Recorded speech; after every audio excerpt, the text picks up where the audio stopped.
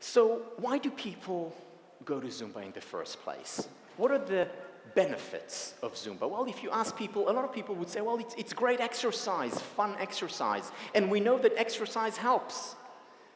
We know that it helps, that it benefits our physical health. There's a lot of research on that. So let me give you just one example. Michael Babyak, who's a professor at Duke University, got people exercising 3 times a week, 30 minutes each time. That's not a lot. 3 times a week, 30 minutes each time. And then he had another group that was on antidepressants. Both groups had major depression. They were in a bad place. Some of them had suicidal thoughts, had difficulty sleeping, associated with eating disorders.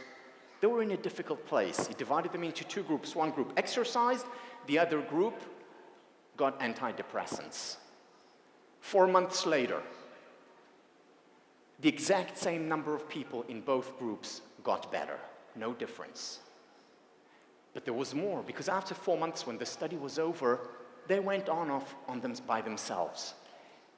And 10 months later, what they found was that 36% of those who were on medication before were depressed again, whereas only 9% of those who were exercising became depressed again. Powerful effect of physical exercise. We know that exercise helps both physical health and mental health. In terms of physical health, what it does, it helps deal with, reduce the likelihood of chronic diseases, whether it's heart attacks, by over 50%. It reduces the likelihood of diabetes significantly, type A and type B. It reduces the likelihood of obesity and other chronic diseases. Exercise helps us physically, and if that hasn't convinced you, it also significantly strengthens our libido. So better sex and more sex with exercise. All right, so you're convinced, fine. But when it comes to mental health,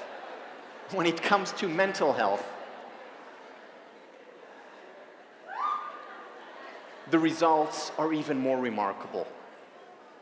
Physical exercise works in the same way as anti-anxiety drugs. It helps with attention deficit disorder.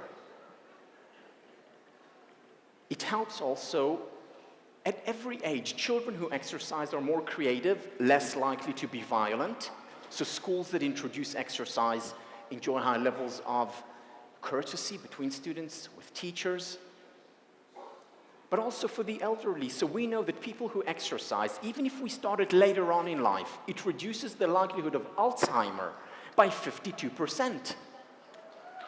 There's no medication. There's no medication that comes even close to having this effect.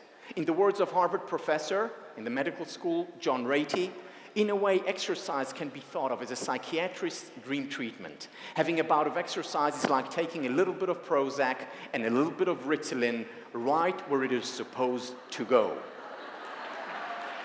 And I should add, with incredible positive side effects, which I've mentioned, such as increased self-confidence, increased happiness and well-being.